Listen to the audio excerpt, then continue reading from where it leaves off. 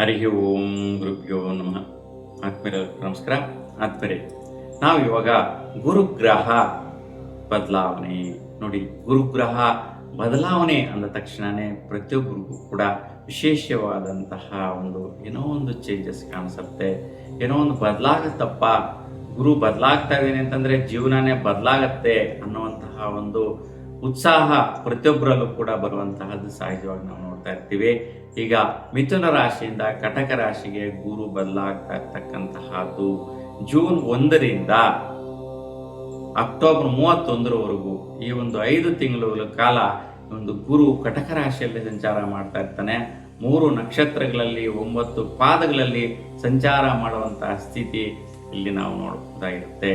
ಹಾಗಾಗಿ ಈ ಕಟಕ ರಾಶಿಯಲ್ಲಿ ಸಂಚಾರ ಮಾಡುವಂತಹ ಗುರುವಿನಿಂದ ಸಿಂಹ ರಾಶಿಯವರಿಗೆ ಹೇಗೆಲ್ಲ ಪ್ರತಿಫಲಗಳು ಸಿಗತ್ತೆ ಅನ್ನುವಂತಹದ್ದು ನೋಡೋಣ. ನೋಡಿ, ಸಿಂಹ ರಾಶಿಯವರು, ನಿಮ್ಮ ರಾಶಿಯವರಿಗೆ ಬಹಳಷ್ಟು ಕಷ್ಟಗಳು, ಟೆನ್ಷನ್ನು, ಚಿಂತೆಗಳು, ಯೋಚನೆಗಳು ಜಾಸ್ತಿ ಬರ್ತಾ ಇರುತ್ತೆ. ಯಾಕಪ್ಪ ತರ ಬರ್ತಾ ಇದೆ ಅಂತಂದ್ರೆ ನೋಡಿ, ನಿಮ್ಮ ರಾಶಿಯಿಂದ ಅಷ್ಟಮ ಸ್ಥಾನದಲ್ಲಿ ಶನಿ 1.5 ವರ್ಷಗಳಿಂದ ಸಂಚಾರ ಮಾಡ್ತಾ ಇರ್ತಕ್ಕಂತಹ ಸ್ಥಿತಿ ಇದೆ. ಹಾಗಾಗಿ ಅಷ್ಟಮ ಶನಿಯಿಂದ ಬರ್ತಾ ಇರ್ತಕ್ಕಂತಹ ಈ ವ್ಯತ್ಯಯ, ವೈಪರೀತ್ಯ. ಹಾಗಾಗಿ ನೋಡಿ, ಶನಿಯ ಕಂಟಕ, ಅಷ್ಟಮ ಸ್ಥಾನ, ಅಷ್ಟ ನಷ್ಟ ಕಷ್ಟ ಅಂತ ಹೇಳ್ಬೋದು. ಹಾಗಾಗಿ ಸುಮಾರು 2.5 ವರ್ಷಗಳ ಕಾಲ ಈ ಶನಿ ಭಗವಂತನು ಅಷ್ಟಮ ಸ್ಥಾನದಲ್ಲಿ ಸಂಚಾರ ಮಾಡೋದ್ರಿಂದ ನೀವು ಶನಿ ಆರಾಧನೆ ಪ್ರತಿ ಶನಿವಾರ ಕೂಡ ಶನೇಶ್ವರ ಸ್ವಾಮಿಯ ದೇವಾಲಯ ಮುಂದೆ ಎಳ್ಳು ಬತ್ತಿಯನ್ನ ಬೆಳಗಿಸೋದು ಮರಿಬೇಡಿ. ಯಾಕೆಂತಂದ್ರೆ ಶನಿಯನ್ನ ಎಷ್ಟು ನೀವು ಇವಾಗ 2.5 ವರ್ಷಗಳ ಕಾಲ ಆರಾಧನೆ ಮಾಡ್ತಿರೋ ಅಷ್ಟೊಂದು ಕಷ್ಟಗಳಿಂದ ಮೇಲೆ ಬರುವಂತಹ ಪ್ರತಿಫಲ ಕೂಡ ಸಿಗತ್ತೆ. ಆದ್ರೆ ಇಲ್ಲಿ ನಾವು ಈಗ ಮಾತಾಡ್ತಾ ಇರ್ತಕ್ಕಂತಹದ್ದು ಗುರು ವಿಚಾರ. ನೋಡಿ, ಗುರು ವಿಚಾರ ಹೇಳ್ತಾ ಇಟ್ಕೊಂಡು ಯಾಕಪ್ಪ ಶನಿ ಬಗ್ಗೆ ಮಾತಾಡಿದ್ವಿ ಅಂತಂದ್ರೆ, ಯಾಕಂದ್ರೆ ಶನಿಯಿಂದ ಸಮಸ್ಯೆಗಳನ್ನ ಈಗ ಫೇಸ್ ಮಾಡ್ತಾ ಇದ್ದೀರಾ. ಆದ್ರೆ ಈಗ ಗುರು ಬದಲಾವಣೆಯಿಂದ ಏನಾದ್ರೂ ಚೇಂಜಸ್ ಆಗತ್ತಾ ಅನ್ನುವಂತಹದ್ದನ್ನು ಕೂಡ ನಾವು ಇವಾಗ ಗಮನಿಸಬೇಕಾಗಿರುತ್ತೆ. ಹಾಗಾಗಿ ಸಿಂಹ ರಾಶಿಯವರಿಗೆ ನೋಡಿ, ಅಷ್ಟಮದಲ್ಲಿ ಸಂಚಾರ ಮಾಡ್ತಾ ಇದ್ದಾನೆ, ಗೋಚಾರದಲ್ಲಿ ಶನಿ. ಹಾಗಾಗಿ ಅದೇ ಸ್ಥಾನದ ಮೇಲೆ ಗುರುವಿನ ದೃಷ್ಟಿ ನಿಮ್ಮ ರಾಶಿಯಿಂದ 10 ಸ್ಥಾನದಿಂದ ನೋಡ್ತಾ ಇರ್ತಕ್ಕಂತಹದ್ದು, ಅದು ಅಷ್ಟಮ ಸ್ಥಾನ ನೋಡ್ತಾ ಇರ್ತಕ್ಕಂತಹದ್ದು ಇಲ್ಲಿ ಕಂಡು ಬರುತ್ತೆ. ಹಾಗಾಗಿ ಗುರುವಿನ 10 ಸ್ಥಾನದಿಂದ ಅಷ್ಟಮ ಸ್ಥಾನವನ್ನ ನೋಡ್ತಾ ಇರ್ತಕ್ಕಂತಹ ದೃಷ್ಟಿಯಿಂದ ಇಲ್ಲಿ ಶನಿಯ ಮೇಲೆ ಗುರುವಿನ ದೃಷ್ಟಿ ಬರ್ತಾ ಇರ್ತಕ್ಕಂಥದ್ದು, ಅದು 10 ಸ್ಥಾನದಿಂದ ಬರ್ತಾ ಇರ್ತಕ್ಕಂತಹದ್ದು. ಹಾಗಾಗಿ ನೋಡಿ, ಹೇಳ್ತಾ ಇರ್ತೀವಿ ಷಷ್ಟಾಷ್ಟಮ 10 ಸ್ಥಾನ ಅಂತ. 6, 8, 12ರಲ್ಲಿರ್ತಕ್ಕಂತಹ ಗ್ರಹಗಳು ದುಷ್ಟಫಲಗಳು, ದುಷ್ಫಲಗಳನ್ನ ಕೊಡುವಂತಹ ಸ್ಥಿತಿ ಇರುತ್ತೆ. ಹಾಗಾಗಿ ಆ ಗ್ರಹಗಳ ಪರಿಹಾರ ಮಾಡಬೇಕು. ಆ ಗ್ರಹಗಳಿಗೆ ಆದಿದೇವರ ಹತ್ರ ಹೋಗಿ ನಾವು ಆ ಗ್ರಹಕ್ಕೆ ಸಂಬಂಧಿಸಿರ್ತಕ್ಕಂತಹ ಧಾನ್ಯದ ಪ್ರಸಾದವನ್ನ ಕೊಡುವಂತಹದ್ದು. ಅಂದ್ರೆ ಗುರುಗ್ರಹಕ್ಕೆ ಕಡಲೆ ಧಾನ್ಯ, ಕಡಲೆ ಧಾನ್ಯವನ್ನ ನಾವು ಪ್ರಸಾದವಾಗಿ ಗುರು ದತ್ತಾತ್ರೇಯ ಸ್ವಾಮಿ ಅಥವಾ ರಾಘವೇಂದ್ರ ಸ್ವಾಮಿ ಈ ದೇವಾಲಯಗಳಲ್ಲಿ ನಾವು ಗುರು ಪೂಜ್ಯರಾಗಿರ್ತಕ್ಕಂಥ ಸಾಯಿಬಾಬಾ ದೇವರು ಇವರುಗಳ ಹತ್ರ ನಾವು ಪ್ರಸಾದವನ್ನ ವಿನಿಯೋಗ ಮಾಡೋದ್ರಿಂದ ನಿಮಗೆ ಈ ದೃಷ್ಟಿದೋಷಗಳು, ವೈಪರೀತ್ಯಗಳ ನಿವಾರಣೆ ಆಗುತ್ತೆ. ಹಾಗಾಗಿ ಶನಿ ಮತ್ತೆ ಗುರು ಆರಾಧನೆ ಮಾಡಿ ತುಂಬಾ ಪವರ್ಫುಲ್ ಆಗಿ ರಿಸಲ್ಟ್ಗಳು ಸಿಗತ್ತೆ. ಹಾಗಾಗಿ ಈ 2 ಗ್ರಹಗಳ ಪರಿಹಾರ ಮಾಡಿದ್ರೆ ನಿಮಗೆ ಈ ಸಮಯದಲ್ಲಿ ಆಗುವಂತ ಕಷ್ಟಗಳಾಗಿರ್ಬೋದು, ವೈಪರೀತ್ಯಗಳಾಗಿರ್ಬೋದು ನಿವಾರಣೆ ಆಗತ್ತೆ. ಆದ್ರೂ ಕೂಡ ಗುರುವಿನ ದೃಷ್ಟಿ ಬಂದ ತಕ್ಷಣ ಜೂನ್ 1ರಿಂದಾನೇ ಬಹಳಷ್ಟು ಬದಲಾವಣೆಗಳು ಬರುತ್ತೆ. ನಿಮ್ಮ ಮೇಲಿರ್ತಕ್ಕಂಥ ಆಪಾದನೆಗಳು, ಅಪವಾದಗಳು ಇವೆಲ್ಲೂ ಕೂಡ ವೈಪರೀತ್ಯ ಆಗುತ್ತೆ. ಬಹುಮುಖ್ಯವಾಗಿ ಇವೆಲ್ಲೂ ಕೂಡ ಎಲ್ಲಿಂದ ಬರ್ತಾ ಇದೆ? ಯಾಕಂದ್ರೆ ಆಪಾದನೆ, ಅವಮಾನ, ಅಸಮಂಜಸವಾದಂತಹ ಮನಸ್ಥಿತಿಗಳು ಎಲ್ಲಿಂದ ಬರ್ತಾ ಇದೆ ಅಂತಂದ್ರೆ ನಿಮ್ಮ ಕುಟುಂಬ ಸ್ಥಾನಗಳು.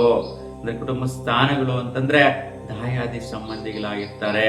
ಅಂದ್ರೆ ಅಣ್ಣ ತಮ್ಮಂದರಾಗಿರ್ಬೋದು, ಅಕ್ಕ ತಂಗಿರಾಗಿರ್ಬೋದು, ಅಥವಾ ನಿಮ್ಮ ತಂದೆ ಜೊತೆ ಒಡಹುಟ್ಟಿದವರಾಗಿರ್ಬೋದು, ತಾತನ ಸಂಬಂಧಿಕರಾಗಿರ್ಬೋದು, ಇವರೆಲ್ಲರೂ ಕೂಡ ದಾಯಾದಿ ಸಂಬಂಧಿಗಳಲ್ಲಿ ಬರ್ತಾರೆ. ಇವರಲ್ಲಿ ಯಾರೊಬ್ಬರಿಂದ ಆದ್ರೂ ಕೂಡ ನಿಮ್ಗೆ ಈ ವ್ಯತ್ಯಯ, ವೈಪರೀತ್ಯಗಳು ಕಂಡು ಬರುವಂತಹ ಸಾಧ್ಯತೆಗಳಿರುತ್ತೆ. ಅವ್ರಿಗೂ ನಿಮಗೂ ವೈಪರೀತ್ಯಗಳು ಬರುವಂತಹದ್ದು, ವೈಷಮ್ಯಗಳು ಬರುವಂತಹದ್ದು, ಗಲಾಟೆ ಬರುವಂತಹದ್ದು, ಮಾನಸಿಕವಾಗಿ ಧೃತಿಗೆಡುವಂತಹ ಸ್ಥಿತಿಗಳು ಕೂಡ ಬಂದುಬಿಡುತ್ತೆ. ಹಾಗಾಗಿ ತುಂಬಾ ಜಾಗರೂಕತೆಯಿಂದ ಈ ಸಮಯದಲ್ಲಿ ಗುರು ಮತ್ತೆ ಶನಿಯ ಪರಿಹಾರ ತುಂಬ ಮುಖ್ಯವಾಗಿರುತ್ತೆ. ಯಾಕೆಂದರೆ ಗುರು ಸಂಚಾರ ಮಾಡ್ತಾ ಇರ್ತೀನಿ ಚಂದ್ರನ ಮನೆಯಲ್ಲಿ, ಶನಿ ಸಂಚಾರ ಮಾಡ್ತಾ ಇರ್ತಕ್ಕಂತಹದ್ದು ಗುರು ಮನೆಯಲ್ಲಿ. ಹಾಗಾಗಿ 3 ಗ್ರಹಗಳಿಗೆ ಸಂಬಂಧಿಸಿದ ಒಂದು ಪೂಜಾ ಪರಿಹಾರ ಮಾಡಿದ್ರೆ ತುಂಬ ಶ್ರೇಷ್ಠವಾದಂತಹ ಫಲಗಳು ಕೂಡ ಈ ಒಂದು ವ್ಯಕ್ತಿಗಳಿಂದಲೇ ಬಿಡುತ್ತೆ. ಈ ಒಂದು ವಿಚಾರಗಳಿಂದಲೇ ಕೂಡ ಬದಲಾವಣೆಯನ್ನು ನೋಡುವಂತಹದ್ದು ಬರುತ್ತೆ. ಯಾಕೆಂದರೆ ಕಷ್ಟದಿಂದ ಸುಖದ ಪ್ರಾಪ್ತಿ, ಎಲ್ಲಿ ಕಷ್ಟ ಇದೆಯೋ ಅಲ್ಲಿ ಸುಖ ಕೂಡ ಬರುತ್ತೆ. ಯಾಕೆಂತಂದ್ರೆ ಕಷ್ಟ ಪಡೆದಿದ್ದು ಸುಖ ಸಿಗುವುದಿಲ್ಲ. ನೆಮ್ಮದಿಯಾಗಿ ಸುಖವಾಗಿದ್ದೀವಿ ಅಂತ ಹೇಳ್ಬಿಟ್ಟು ಮಲಗಿದ್ರೆ, ನಿದ್ದೆ ಮಾಡ್ತಾ ಇದ್ರೆ ನಮಗೆ ಒಂದು ಐಶ್ವರ್ಯ ಬರುವುದಿಲ್ಲ. ಯಾರೆಲ್ಲ ಕಷ್ಟ ಪಡ್ತಾರೆ ಅಂತ ಅವರಿಗೆ ಸಿರಿವಂತಿಕೆ ಇರುತ್ತೆ, ಸುಖ ಸಿಗತ್ತೆ, ನೆಮ್ಮದಿ ಸಿಗತ್ತೆ, ಒಂದು ತೃಪ್ತಿ ಸಿಗತ್ತೆ, ಕಷ್ಟಪಟ್ಟಿರೋ ಫಲ ಪಡಿತೀವಿ ಅನ್ನುವಂತಹದ್ದು ಸಿಗತ್ತೆ. ಅದು ಉತ್ತಮವಾಗಿದೆ. ಈ ಒಂದು ಚಂದ್ರನಿಗೆ ಶಿವನ ಆರಾಧನೆ ಮಾಡಿ, ಅಂದರೆ 11 ಸೋಮವಾರಗಳಂದು ಶಿವನಿಗೆ ಹಾಲು ಮತ್ತು ಬಿಲ್ಲುಪತ್ರೆಯನ್ನು ಕೊಡುವುದರಿಂದ ತುಂಬ ಸುಫಲ ನೋಡ್ತೀರಾ. ದತ್ತಾತ್ರೇಯ ಸ್ವಾಮಿ, ರಾಘವೇಂದ್ರ ಸ್ವಾಮಿಯ ದೇವಾಲಯಗಳಲ್ಲಿ ಕಡಲೆ ಪ್ರಸಾದ ಮಾಡುವಂತಹದ್ದು, ಕೊಡುವಂತಹದ್ದು, ಮತ್ತು ಶನೇಶ್ವರ ಸ್ವಾಮಿ ದೇವಾಲಯದ ಮುಂದೆ ಎಳ್ಳು ಬತ್ತಿಯನ್ನು ಬೆಳೆಸುವಂಥದ್ದು. 3 ಪರಿಹಾರ ಬಹುಮುಖ್ಯವಾಗಿರುತ್ತೆ. ಇನ್ನು ಸ್ನೇಹಿತರು ಮಿತ್ರರಿಂದ ಕೂಡ ಅಚಾನಕ್ಕಾಗಿ ಕಂಟಕಗಳು ಬರುವಂತಹದ್ದು, ಒಂದು ಅಸಮಂಜಸವಾದಂಥ ಮನಸ್ಥಿತಿಗಳು ಬಂದು ನೋಡಿ, ನೀವು ಸ್ನೇಹಿತರಾಗಿರ್ತಾರೆ, ಈ ಟೈಮಲ್ಲಿ ನಿಮ್ಮನ್ನು ದುಡ್ಡು ಕೇಳ್ತಾರೆ, ಅಂದರೆ ದುಡ್ಡಿನ ವಿಚಾರ ಬರುತ್ತೆ. ಸೊ ದುಡ್ಡಿನ ವ್ಯವಹಾರ ಬರುತ್ತೆ. ಸೊ ಅವರು ಏನೋ ಒಂದು ಕಷ್ಟಗಳಿಗೋಸ್ಕರ, ಸಮಸ್ಯೆಗಳಿಗೋಸ್ಕರ ನಿಮ್ಮ ಹತ್ರ ದುಡ್ಡು ಕೇಳುವಂತಹದ್ದು. ಹಾಗಾಗಿ ನೀವು ಇಲ್ಲ ಅಂತಂದರೆ ಶತ್ರುಗಳಾಗ್ತಾರೆ, ಬೇಜಾರು ಮಾಡ್ಕೊತಾರೆ. ಸೊ ನಿಮಗೂ ಅವ್ರಿಗೂ ಒಂದು ವೈಮನಸ್ಸತ್ವ ಬರುತ್ತೆ. ಈ ರೀತಿ ಸೊ ನೋಡಪ್ಪ, ದುಡ್ಡು ಕೊಟ್ಟರೆ ಮಾತ್ರ ಒಳ್ಳೆಯವನು, ಇಲ್ಲ ಅಂದರೆ ಕೆಟ್ಟವನು ಅಂತ ಹೇಳ್ಕೊಳ್ಳುವಂತಹ ಸ್ಥಿತಿಗಳು ಬರುತ್ತೆ. ಆ ರೀತಿಯ ಒಂದು ಸ್ನೇಹಿತರು ಉಟ್ಕೊಂತಾರೆ ಈ ಸಮಯದಲ್ಲಿ. ಆ ರೀತಿಯ ಒಂದು ವೈಪರೀತಿಗಳೆಲ್ಲವೂ ಕೂಡ ನೋಡ್ತಾ ಬರ್ತೀರಾ ಈ ಒಂದು ಸಂದರ್ಭಗಳಲ್ಲಿ. ಈ ಒಂದು ಜೂನ್ 18ರಿಂದ ಆಗಸ್ಟ್ 18ರವರೆಗೂ ವಿಶೇಷವಾಗಿ ನೀವು ಈ ಒಂದು ಪ್ರತಿಫಲಕ್ಕೆ ಸಂಬಂಧಿಸಿದಂತೆ ಪರಿಹಾರಗಳು ಬಹು ಮುಖ್ಯವಾಗಿ ಮಾಡಬೇಕಾಗುತ್ತೆ. ಶನಿ, ಗುರು ಮತ್ತು ಚಂದ್ರ, ಈ 3 ಪರಿಹಾರ ಮಾಡಿದ್ರೆ ಶ್ರೇಷ್ಠವಾದ ಫಲ ಸಿಗತ್ತೆ. ಇನ್ನು ಆಗಸ್ಟ್ 18ರ ನಂತರದ ದಿನಗಳು, ಒಂದು ಅಕ್ಟೋಬರ್ 31ರವರೆಗೂ 1.5 ತಿಂಗಳ ಕಾಲ ಗುರು ಆಶ್ಲೇಷ ನಕ್ಷತ್ರದ ಸಂಚಾರ ಮಾಡ್ತಾನೆ. ಹಾಗಾಗಿ ಈ ಒಂದು ನಕ್ಷತ್ರದಲ್ಲಿ ಸಂಚಾರ ಮಾಡುವಂತಹ ಸಮಯದಲ್ಲಿ ವಿಶೇಷವಾದಂತಹ ಒಂದು ಬಿಸ್ನೆಸ್, ವ್ಯಾಪಾರ ವ್ಯವಹಾರಗಳು, ಪ್ರಾಪರ್ಟಿಗಳು ಏನೋ ಒಂದು ಬದಲಾವಣೆಗಳನ್ನು ತಂದುಕೊಳ್ಳುವಂತಹದ್ದು, ಅಥವಾ ನಿಮ್ಮ ಒಂದು ಪ್ರಾಪರ್ಟಿಗಳು ಸೇಲ್ ಆಗುವಂತಹದ್ದು, ಸೆಟ್ಲ್ ಆಗುವಂತಹದ್ದು, ನಿಮ್ಮ ಪ್ರಾಪರ್ಟಿಗಳಲ್ಲಿ ಯಾವುದೋ ಒಂದು ಬಿಸ್ನೆಸ್, ವ್ಯಾಪಾರ ವ್ಯವಹಾರ ಒಡಂಬಡಿಕೆಗಳು ಮಾಡಿಕೊಂಡು ಡೆವಲಪ್ಮೆಂಟ್ ಮಾಡಿಕೊಳ್ಳುವಂತಹ ಕೂಡ ಬರುತ್ತೆ.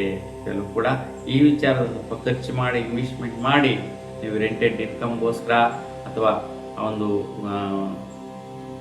ಫಲಭೋಗವನ್ನು ಪಡೆಯೋದಕ್ಕೆ, ಆ ಪ್ರಾಪರ್ಟಿಗಳಿಂದ ಫಲಭೋಗವನ್ನು ಪಡೆಯೋದಕ್ಕೋಸ್ಕರ ಸ್ವಲ್ಪ ಖರ್ಚು, ಇನ್ವೆಸ್ಟ್ಮೆಂಟು ಮಾಡುವಂತಹದ್ದು ಬರುತ್ತೆ. ಹಾಗಾಗಿ ನೋಡಿ, ಗುರು ಈ ಒಂದು ಕಟಕ ರಾಶಿಯಲ್ಲಿ ಸಂಚಾರ ಮಾಡುವಂಥ ಸ್ಥಿತಿ ನಿಮ್ಮ ರಾಶಿಯವರಿಗೆ ಎಷ್ಟೊಂದು ಬದಲಾವಣೆಗಳು, ಒಂದು ಪ್ರತಿಫಲಗಳು ಇವೆಲ್ಲವೂ ಕೂಡ ಕೊಡುವಂತಹ ಸ್ಥಿತಿ ಇರುತ್ತೆ. ಹಾಗಾಗಿ ನಾನು ತಿಳಿಸಿರ್ತಕ್ಕಂತಹ ಪರಿಹಾರಗಳು ಮಾಡ್ಕೊಳ್ಳಿ. ಯಾವುದೇ ರೀತಿ ತೊಂದರೆಗಳು, ವಿಪರೀತಗಳು ಬರೋದಿಲ್ಲ. ಎಲ್ಲ ರೀತಿಯ ಒಂದು ಬದಲಾವಣೆಯನ್ನು ನೋಡುವಂಥ ಸ್ಥಿತಿ ನಿಮ್ಮದಾಗಿರುತ್ತೆ. ಹಾಗೆ ನಿಮಗೆ ಈ ಒಂದು ಗುರು, ಶನಿ ಮತ್ತು ಚಂದ್ರ, ಈ 3 ಗ್ರಹಗಳ ಪರಿಹಾರ ಈ ಒಂದು ಸಮಯದಲ್ಲಿ, ಅಂದರೆ ಈ 5 ತಿಂಗಳೇನಿದೆ, 5 ತಿಂಗಳ ಕಾಲ ಈ ಗ್ರಹಗಳ ಪರಿಹಾರ ಮಾಡಿಕೊಂಡ್ರೆ ನಿಮ್ಮ ಜೀವನ ಬಹಳಷ್ಟು ಚೇಂಜಸ್ ಬರುತ್ತೆ. ಯಾಕೆಂತಂದ್ರೆ ಮೊದಲೇ ಕಷ್ಟದಲ್ಲಿದ್ದೀರಾ. ಸೊ ನೀವು ಕೈ ಮುಟ್ಟಿದ್ದೆಲ್ಲ ಚಿನ್ನ ಆಗ್ತಾ ಇಲ್ಲ, ಎಲ್ಲ ಕೂಡ ನಿಮಗೆ ಕಳ್ಳು ಮಣ್ಣು ಆಗುವಂತಹದ್ದು, ಬರಡು ಆಗುವಂತಹದ್ದು, ಕೈ ಜಾರುವಂತಹ ಸ್ಥಿತಿ ಇವೆಲ್ಲ ಕೂಡ ನಡೆದು ಹೋಗ್ಬಿಡ್ತಾ ಇದೆ. ಹಾಗಾಗಿ ಈ ಕಷ್ಟಗಳಿಂದ ನೀವು ಹೊರಗಡೆ ಬರಬೇಕು ಅಂತಂದರೆ ಈ ಗ್ರಹ ಪರಿಹಾರಗಳು ತುಂಬ ಸಿಂಪಲ್ ಆಗಿರುತ್ತೆ. ಮಾಡಿ ತುಂಬ ಸುಫಲ ಪಡೆಯುವಂತಹದ್ದು ನಿಮ್ಮ ಜಾತಕಸ್ಥರಿಗೆ ಸಿಗತ್ತೆ. ನಿಮ್ಮ ಜನ್ಮ ಜಾತಕದಲ್ಲಿ ಏನಾದರೂ ಒಂದು ಗುರು ನಿಮ್ಮ ಕಟಕ ರಾಶಿಯಲ್ಲಿದ್ದು ಅಷ್ಟಮದಲ್ಲಿ ಶನಿ ಇದ್ದರೆ ಬಹಳಷ್ಟು ಪೀಡಿಸುತ್ತೆ, ಬಹಳಷ್ಟು ಕಷ್ಟಗಳು ಪಡುವಂತಹದ್ದು ಬರುತ್ತೆ. ಏಕೆಂದರೆ ಇಲ್ಲಿ ದೃಷ್ಟಿ ಕೂಡ ಪ್ರಭಾವ ಜಾಸ್ತಿ ಪಡೆಯುವಂತಹದ್ದಿರುತ್ತೆ. ಹಾಗಾಗಿ ಗುರುವಿನ ದೃಷ್ಟಿ ಮತ್ತು ಶನಿಯ ದೃಷ್ಟಿ, ಎರಡೂ ಗ್ರಹಗಳ ಒಂದು ದೃಷ್ಟಿಯ ಫಲ ನೀವು ಈ ಪರಿಹಾರದಿಂದಾನೇ ಮುಕ್ತಿ ಸಿಗುವಂತಹದ್ದಿರುತ್ತೆ. ಅದಕ್ಕೆ ಚಾಚು ತಪ್ಪದೆ ಪರಿಹಾರಗಳನ್ನು ಸಕ್ರಮವಾಗಿ ಮಾಡಿಕೊಳ್ಳಿ, ಶ್ರೇಷ್ಠವಾದ ಫಲಗಳನ್ನು ನೀವೆಲ್ಲರೂ ಪಡೆಯಲಿ ಅಂತ ನಿಮ್ಮ ಇಷ್ಟ ದೇವರ ಅನುಗ್ರಹ ಸದಾಕಾಲ ನಿಮ್ಮ ಮೇಲೆ ಇರಲಿ ಅಂತ ನಾನು ಭಗವಂತನಲ್ಲಿ ಪ್ರಾರ್ಥಿಸ್ತಾ ನೀವು ಎಲ್ರಿಗೂ ಕೂಡ ಶುಭವಾಗಲಿ. ನಮಸ್ಕಾರ.